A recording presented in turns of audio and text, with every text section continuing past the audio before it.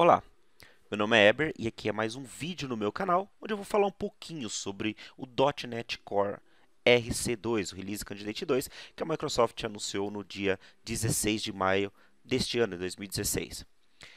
Lembre-se de comentar esse vídeo, sinta-se à vontade para entrar em contato comigo pelos comentários aqui no YouTube, pelo meu site lá no du.net.br, pelo Twitter ou pelo Facebook.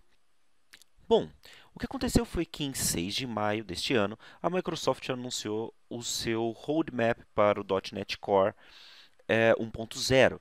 E nessas informações a gente tinha duas coisas interessantes. A primeira é que o RC2 ficaria disponível na metade de maio, enquanto que o RTM, a versão final, sairia no final de junho. Só que uma coisa que causou um pouquinho de estranheza foi essa palavrinha Preview 1. Né? Essa palavrinha Preview 1 ela está falando a respeito do tooling. O que a gente tem que levar em consideração é o seguinte, que o .NET Core ele é formado basicamente de duas partes. A própria Microsoft explica isso aqui. Né? A primeira parte seria a questão de runtime e a segunda parte seria o tooling, né? As ferramentas que nós utilizamos para dar todo o suporte de desenvolvimento, de compilação para o .NET Core. Tá? Então, quando nós utilizávamos o DNVM ou DNX, nós estávamos utilizando desse tooling, desse ferramental que a Microsoft tinha. Tá? Bom, o que acontece é que o runtime está entrando em release Candidate 2, já tem um release programado para o final de junho para ser disponibilizado. E o ferramental, eles preferiram colocar em preview. Esse ferramental deve mudar bastante, tá? Até a versão final. Só que a gente está falando de ferramental, né? Os plugins, as ferramentas que a gente adiciona para dentro do Visual Studio, né? O ferramental de linha de comando. Então ele deve alterar alguma coisa. Uma das alterações que estão previstas aí, por exemplo, vai deixar de utilizar o Project JSON para usar o CSProj nas aplicações da .NET Core. Isso por questão de compatibilidade com várias coisas. Então, para permitir, por exemplo, que a Xamarin, por exemplo, né? Aplicações móveis com Xamarin possam ser disponibilizadas dentro ou programadas junto com a ASP.NET Core, né? Então ele já tem todo um ferramental para quem trabalha com Mac, tem o Xamarin Studio, por exemplo, e ele trabalha em cima do MS Build, né, para fazer a compilação e ele usa o CSProj, tá? Então eles deram um passo atrás, né, com relação ao tooling e isso deve mudar um pouquinho. Agora, o código ele já está de fato uma versão bastante estável. A Microsoft deixa bem claro aqui dentro que não deve ter alterações muito grandes, a não ser se tiver alguma coisa muito crítica. E o mais interessante aqui, que ela já está com licença Go Live, ou seja, você pode colocar ele já em produção com o suporte da Microsoft, tá? Então, só recapitulando, o tooling é que deve que está em versão preview. Bom, teve algumas alterações. No dia 16, de fato, a Microsoft anunciou o Release Candidate 2, tá? E aqui, nesta página, a gente tem o anúncio oficial, né, do RC2 e temos algumas... eu falo um pouco da plataforma, então já liberaram aí para rodar dentro de Linux e no macOS, já como Release Candidate, tá?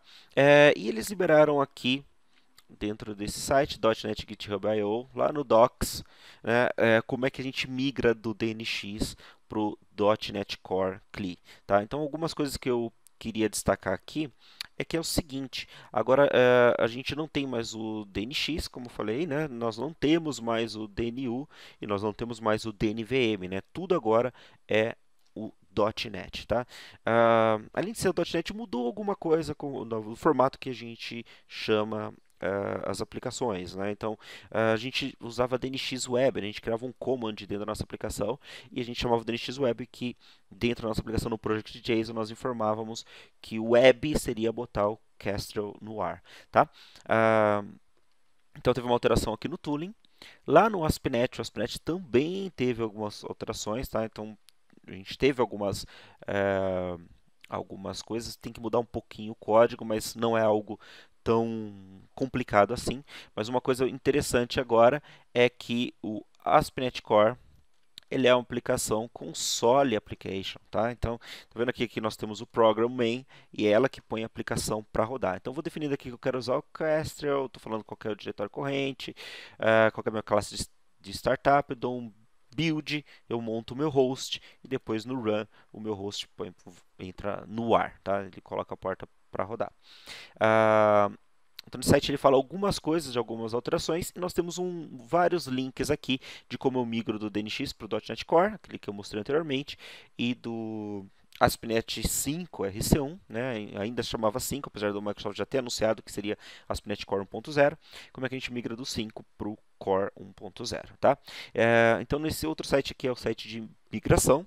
Ele tem aqui o passo a passo para você migrar a aplicação do ASP.NET 5 RC1 para o ASP.NET Core 1.0 RC2, tá? O que vai mudar? Então, mudaram algumas variáveis de ambiente, né, que a gente tem que configurar. Mudou um pouquinho aqui a cara do startup também. Por fim, aqui, lá no GitHub do ASP.NET, tem aqui em Announcements, a gente tem aqui as informações a respeito de issues que possam vir a quebrar a tua aplicação, tá? Então, a gente tem bastante coisinha aqui, vale dar uma pena para ver se nada dessas coisas aqui possa vir a quebrar, tá? Se você já tiver uma aplicação que esteja rodando. Então, vale a pena dar uma olhada nisso. Bom, aí você me pergunta, como é que funciona tudo isso, né?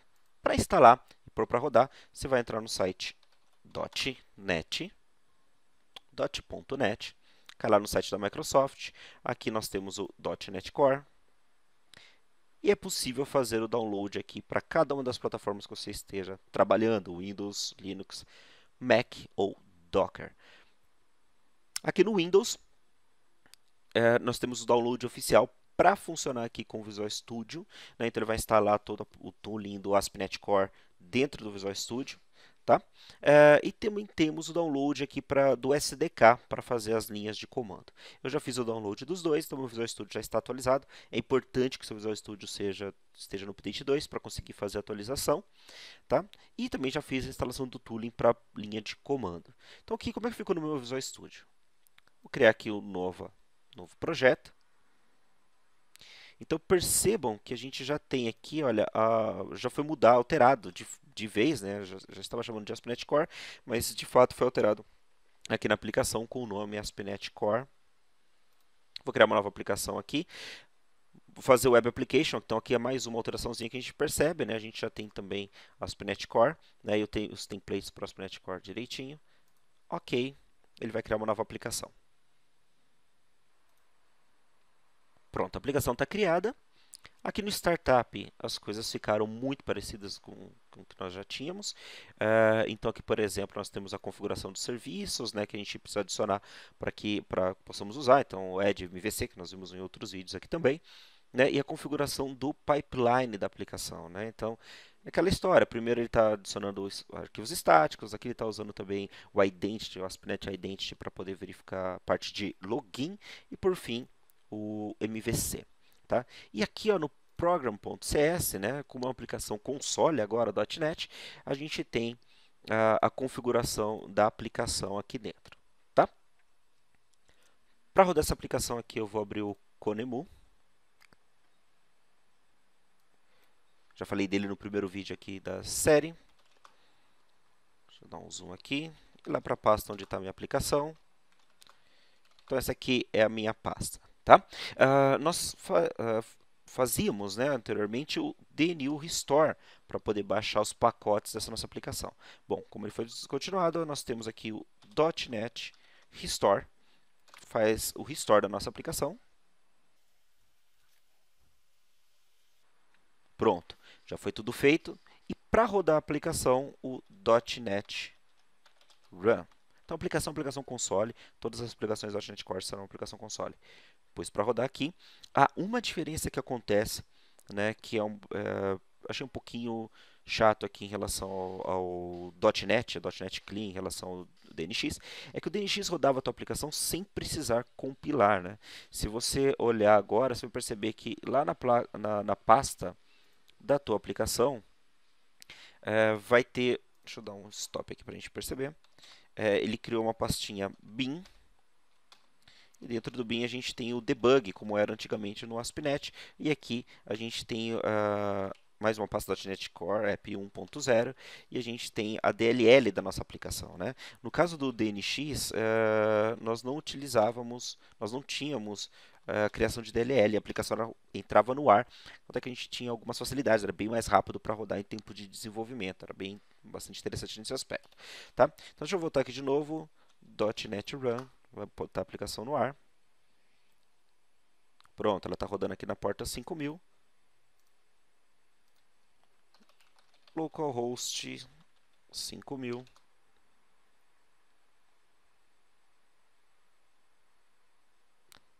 O Edge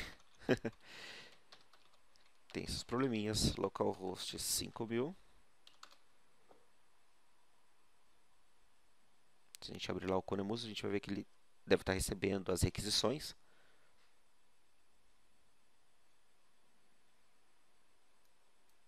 E está lá a nossa aplicação no ar também, tá? Então tivemos algumas alteraçõeõezinhas a partir de então, né? Isso foi um dos motivos, né, de que eu segurei alguns vídeos que a gente tinha que fazer, porque eu queria ver que alterações era essa e adaptar os vídeos para essa nova esse novo modelo de desenvolvimento, né? O .NET CLI, o novo modelo também de desenvolvimento do RC2, que deve se estabilizar daqui para frente, né?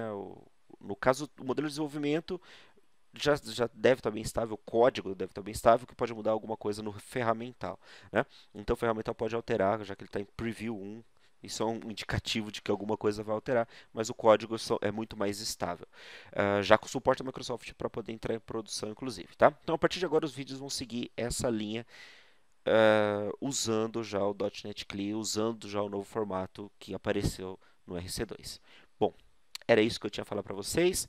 Até o próximo vídeo, onde eu vou falar de rotas e deve ter um vídeo surpresa de a gente rodar essa aplicação aqui, o ASP.NET no Docker também lá no Linux, tá? Então até a próxima e tchau!